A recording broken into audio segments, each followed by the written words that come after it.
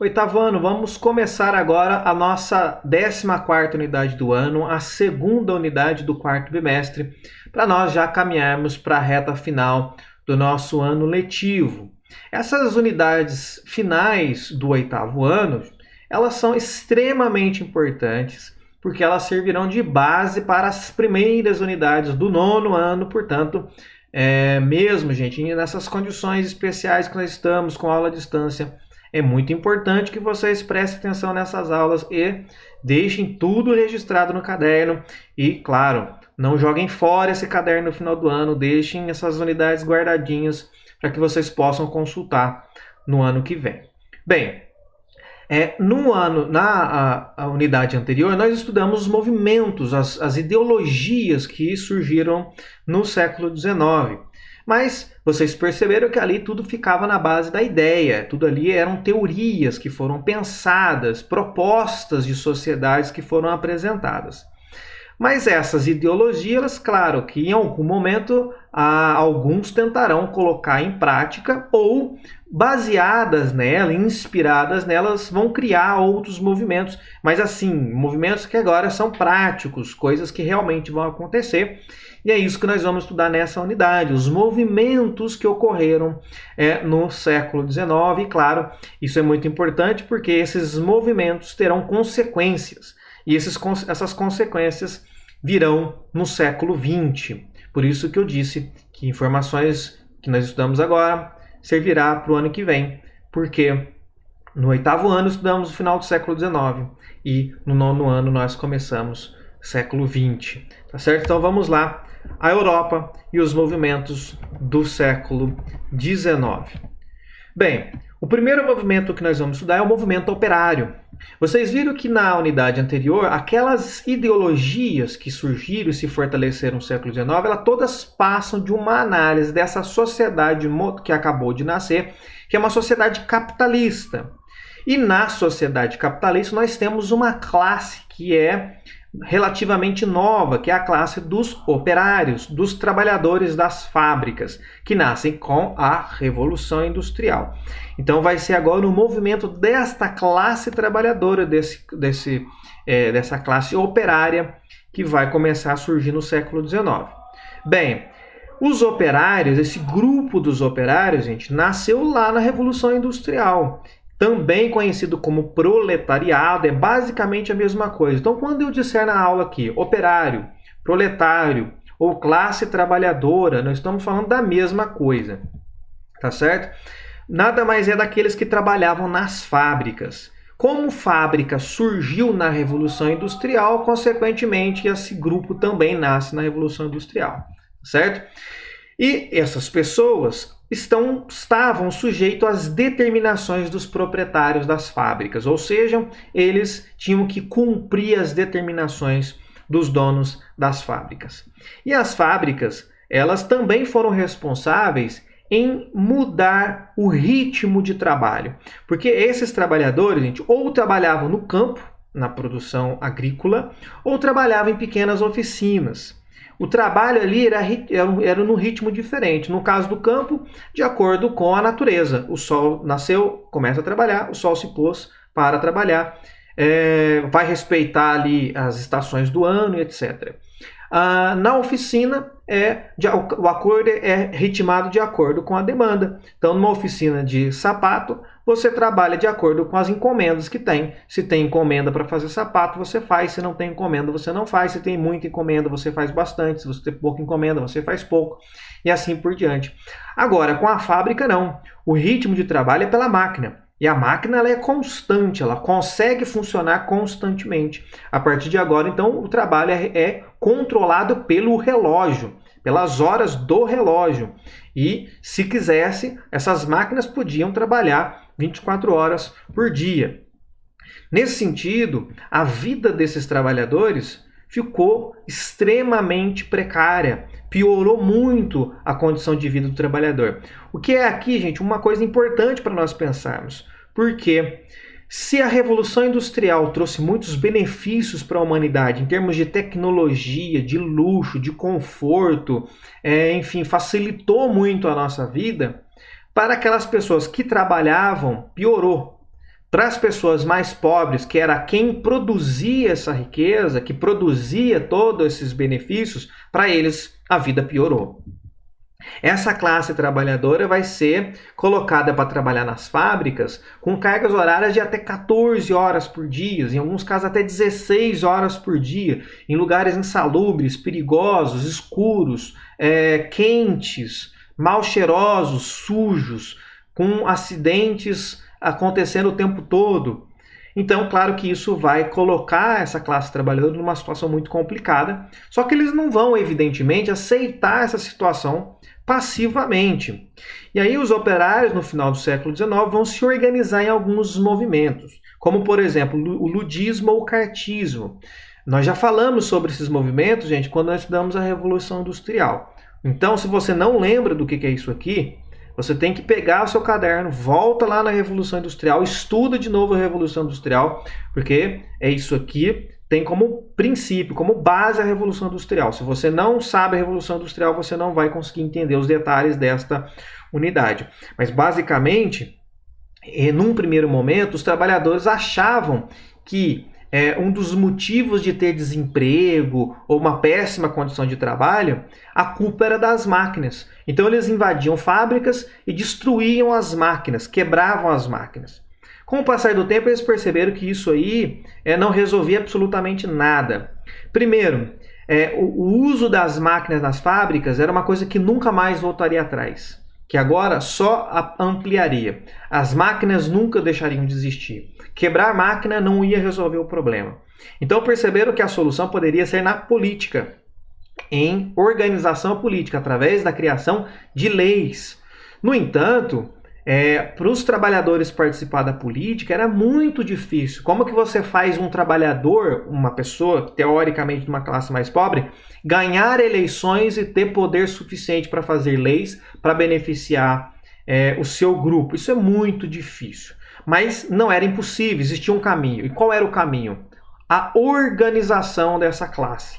A organização da classe trabalhadora. Se todos eles se juntassem e começassem a querer as mesmas coisas, ou, desejar as mesmas coisas e lutar pelas mesmas coisas, isso era perfeitamente possível.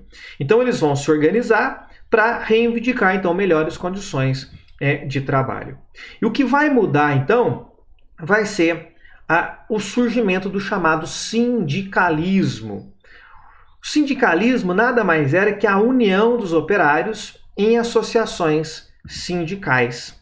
O objetivo dessa associação, dessa união dos trabalhadores, era, claro, melhores condições de vida, melhores condições de trabalho e melhorar as condições das pessoas que se associavam ao sindicato. Esse termo sindicato, gente, ele vem do francês, syndicat, que significava representante de uma corporação. Ou seja, o sindicato representa um grupo. A ideia do sindicato é representar um grupo. Nesse caso, os sindicatos, na maioria das vezes, era formada por trabalhadores do mesmo ramo. Então vamos pensar o seguinte, tínhamos diversas fábricas que produziam diversos produtos. Na Inglaterra, por exemplo, uma das fábricas mais comuns ali era a fábrica de tecido, a indústria têxtil. Então, os trabalhadores que trabalhavam na indústria têxtil se juntavam em um sindicato. Então, todos eles, como eles faziam o mesmo produto, basicamente operavam as mesmas máquinas, mesmo trabalhando em fábricas diferentes, o processo era muito parecido, as máquinas eram parecidas quando não eram as mesmas. Então, eles sabiam aquilo que eles precisavam. A configuração dessas fábricas era muito parecidas. Então, era muito comum trabalhadores do mesmo ramo se juntar para lutar para melhores condições de trabalho. E esses sindicatos, então, ele nasce com caráter mútuo, ou seja, as pessoas que participam do sindicato, eles tentavam, da melhor forma possível, apoiar as pessoas que estão nesse mesmo sindicato, ou seja, um colaborava com o outro, um ajudava o outro naquilo que eles tinham de necessidade. Mas a função principal do sindicato era lutar por melhores condições de trabalho e de salário. E também evitar que o salário diminuísse quando a oferta de mão de obra fosse maior que a necessidade das fábricas. Gente, Presta bem atenção nesse ponto aqui, isso aqui é muito importante. No sistema capitalista, tudo é produto. Se tudo é produto, tudo pode ser vendido ou tudo deve ser vendido e comprado. Aí quando você olha para os trabalhadores, o que o trabalhador tem para vender? Ele tem produto para vender? Ele não tem necessariamente um produto, um objeto para vender, mas ele tem a sua força de trabalho para vender. Portanto, preste bem atenção nisso. Força de trabalho. O trabalho é um produto que é vendido. Então, na verdade, o salário, teoricamente, é o pagamento pelo trabalho que foi vendido para o dono da fábrica. Bem, por que isso é importante vocês entenderem? Porque quando a gente fala que é um produto, ele também segue aquela regra que nós estudamos nas unidades anteriores, nas aulas anteriores, sobre o estabelecimento de preços de produto. Então, todo produto tem um preço. Nesse caso, o trabalho também vai ter um preço. Só que esse preço ele varia de acordo com a lei da oferta e da procura. Vamos lembrar então, quando um produto é raro, ou seja, ele tem pouco, ele é caro. Quando um produto tem grande quantidade, tem excesso, ele é barato, ele desvaloriza. Se eu falo que o trabalho é um produto, significa que quando nós temos muitas pessoas disponíveis para trabalhar, significa que nós temos um excesso de mão de obra, o preço da mão de obra desvaloriza, o salário desvaloriza. Por quê? Se alguém aceita a trabalhar por 100, seja lá qual for o dinheiro, trabalha por 100 dinheiros. De repente, uma pessoa desempregada, no desespero, pensa o seguinte: é melhor qualquer coisa do que nada. Então ela vai lá, ela aceita trabalhar por 50 para fazer o mesmo serviço. Então o que o dono da fábrica pode fazer? Dispensa o trabalhador que recebe 100, coloca um outro no lugar que vai fazer a mesma coisa para pagar 50. Porque tem gente querendo trabalhar. Então não está satisfeito com o salário, simplesmente manda embora e coloca outro que esteja satisfeito com o trabalho. Só que depois pode aparecer alguém que esteja interessado em trabalhar por 25. É melhor ganhar 25 do que passar fome. Nesse sentido, o preço do salário desaba. E o sindicato, então, tinha que tentar evitar isso a todo custo. Então, o sindicato vai tentar prestar auxílio para os operários, principalmente quando ficavam desempregados, dando ali uma renda, um dinheiro para esse desempregado até que ele conseguisse encontrar emprego. Quem que vai dar esse dinheiro? Quem está empregado. Todo mundo que está empregado dá um pouquinho de dinheiro para o sindicato dá para aqueles que estão desempregados. Caso alguém ficasse doente, a mesma coisa, o sindicato vai tentar dar um auxílio para quem estava doente. Então, os sindicatos se organizavam por melhores condições de vida e de trabalho, tá certo? Agora, esse sindicalismo, esses movimentos operários, também os sindicalistas, muitos deles vão ser baseados no socialismo, no anarquismo, que, como vocês viram na unidade anterior, eram ideologias que utilizavam a classe operária como base, como referência. É ela o principal personagem. Então, esses movimentos se fortaleceram na Europa, lembrando que a classe trabalhadora é a mais numerosa da sociedade. Só que esses movimentos operários vão ser confundidos com movimentos por reformas políticas, que também tinham esse viés, às vezes socialistas e anarquistas, que se pareciam, mas que não eram necessariamente a mesma coisa, eram movimentos diferentes. Havia os movimentos operários para melhores condições de vida no trabalho, e havia também movimentos que eram para reformas políticas, que também era para atender a necessidade da classe trabalhadora. Então, elas se combinavam, mas não eram necessariamente a mesma coisa. Mas aqui nós vamos destacar alguns movimentos importantes, como, por exemplo, as associações internacionais dos trabalhadores, também conhecidos só como internacionais. Essas internacionais tinham como objetivo organizar essa classe operária no mundo inteiro, não só em alguns países, mas no mundo inteiro, para que todo mundo tivesse mais ou menos a mesma conduta. Então, no mundo inteiro, lutar por melhores condições de trabalho. E aqui, com influência, evidentemente, do socialismo, fazer com que essa classe trabalhadora, então, fosse preparada para dar o pontapé inicial numa revolução socialista posteriormente. Essas internacionais, elas são extremamente importantes, gente, porque elas foram as primeiras organizações de trabalhadores dessa classe operária que extrapolaram as barreiras nacionais. Porque elas começaram, por exemplo, na Inglaterra, em território francês, assim, pontualmente.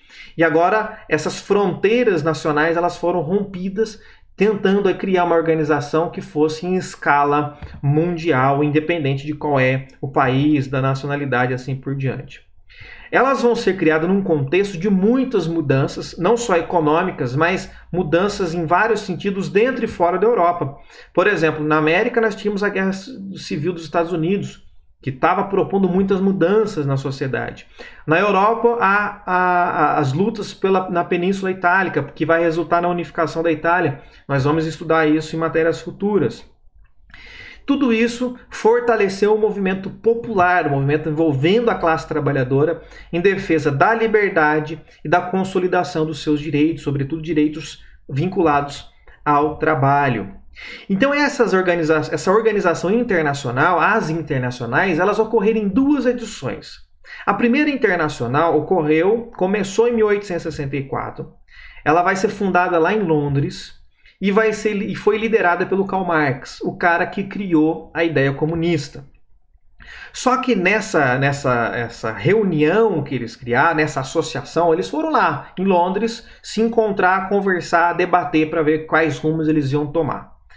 Em termos de lutas por direito trabalhista, avançou muito pouco. Por quê? Porque nesses encontros, nessa reunião, a discussão ficou o tempo todo entre disputas entre os socialistas e anarquistas. E essas disputas seria como fazer para passar do capitalismo para o socialismo. Cada um defendia um ponto de vista, ficava na discussão e não chegava em acordo nenhum. No final desta primeira internacional, os socialistas, que eram mais numerosos, acabaram expulsando os anarquistas, incluindo Bakunin, que era o grande representante dos anarquistas.